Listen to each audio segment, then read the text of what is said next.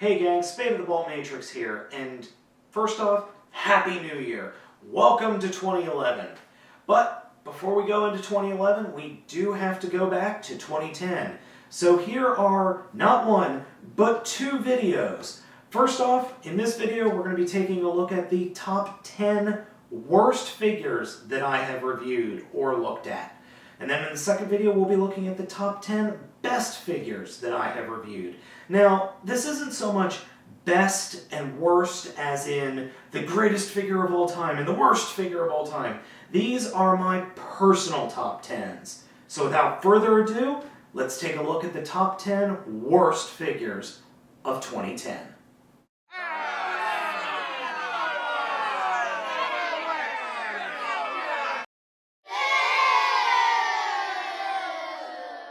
Revenge of the Fallen Breakdown is by far the worst Scout class figure of the entire Revenge of the Fallen line. It's uninspired, boring, garish, and a really bad homage to the original G1 character. I cannot recommend it at all. I really wanted to like device label Broadblast, or Blaster if you will. But it's proven to me time and time again these weird side projects that Takara is taking with the Transformers line just prove that Transformers are supposed to be vehicles or animals that turn into robots, not everyday objects. I don't need a transforming USB port. I have a box full of USB ports in my hubs in my closet. I don't need one that turns into a robot. It's pointless! No figure this year has shown more quality control issues than Hunt for the Decepticons Breacher, a figure that I was wholeheartedly looking forward to because Seaspray is a great figure, and this was one that was meant to go with that great figure. It failed on every level for me. Vehicle mode did not stay together, transformation was atrocious, robot mode didn't stay together, wouldn't stand up correctly, and just the overall quality control issues with the figure really, really upset me with this guy.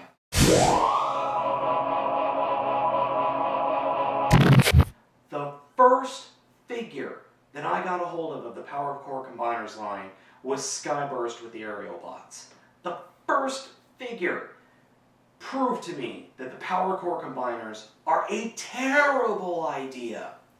Horrific, horrific figure.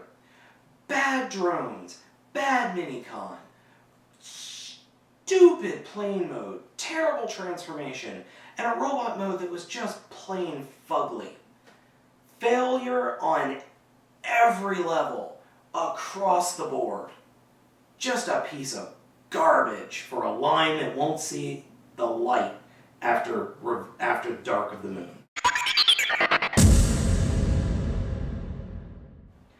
After many failures with the Revoltech line, I was really hoping that the Valkyrie VS1 would be a change of pace, something that would prove to me that the Revoltech line is more than just a gimmick.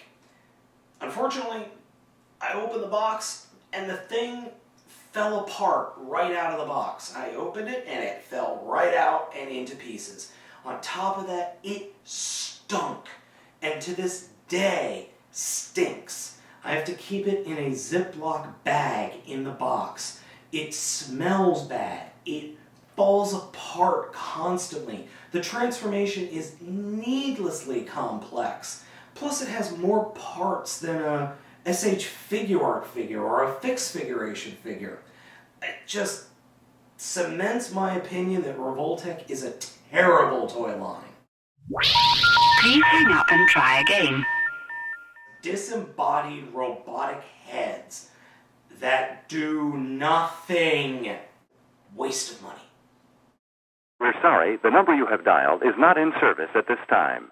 PE-01 Shadow Warrior was a figure that I was really looking forward to and hoping to get a handle on.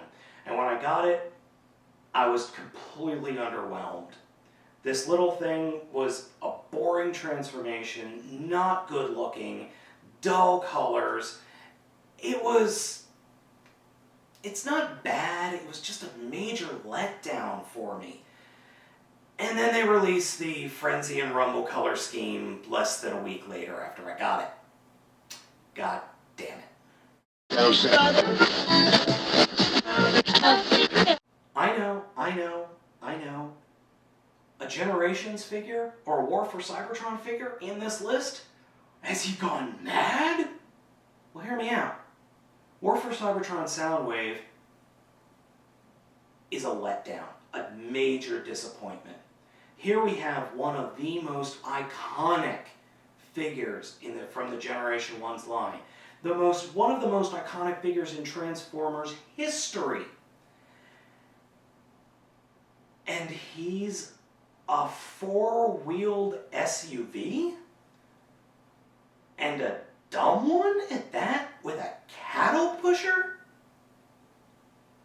Really? Really?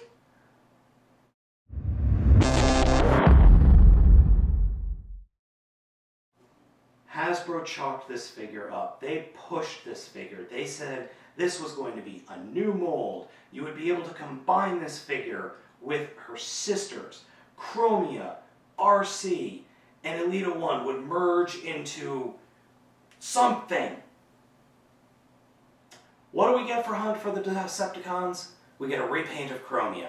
What does Japan get? A repaint of RC. One of the worst figures of 2009. Hell, one of the worst Transformers I have ever purchased. Do they combine? Sort of. Is it worth it? No. Hasbro completely dropped the ball on this one. Not only did they make a bad figure, they made a good figure and turned rotten, they made a figure that I don't ever want to review. I actually gave it away. Part of my Stan Bush contest, I gave the thing away. It was so bad, I gave it away. Now that makes me a bad person for giving such a shitty figure away, but it was garbage. Total garbage. Couldn't combine. Nowhere in the instructions does it say it could combine. I had to go on the internet to see if it could even combine, and I couldn't even do it because the tab on the back was broken. Ugh.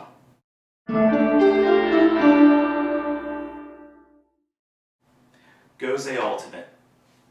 Where do I even start with this figure? Sentai, for the past couple of years, have been about, you get that last robot, it combines with everything, and you get something crazy. That has been the appeal for Sentai for me for years. It has 5 headers that form a giant face that really didn't serve any point in the show, and on top of that, it's ugly, it's bulky, and it was over $100 for something that does diddly squat. You could barely combine it with Gosei Great. It doesn't do anything with Gosei Ground, and it doesn't do anything with any of the other headers except, attach with the other headers. It's pointless. It's absolutely useless. And it's using a bad gimmick to begin with, and then its transformation is dull, and it's a stupid figure. It's the only Sentai figure I have ever said, absolutely whatever you do, do not buy this. That is the #1 worst figure I have reviewed in 2010, because it's useless. And on top of that, it just sucks. So there are my top 10 worst figures of 2010. Each one of these figures has been a major disappointment in one way or another. I cannot recommend any of these figures. Now, this is in hindsight. Now, I've said in some of these reviews that, yeah, you might want to look at it, but in hindsight, don't even look at these figures. Don't even bother getting them. Don't even consider getting them. Because, in my eyes, all of these figures are not worth your money. So join me next time when we take a look at the top 10 best figures of 2010. I'm Spade of the Bolt Matrix, and I'll I'll see you next time.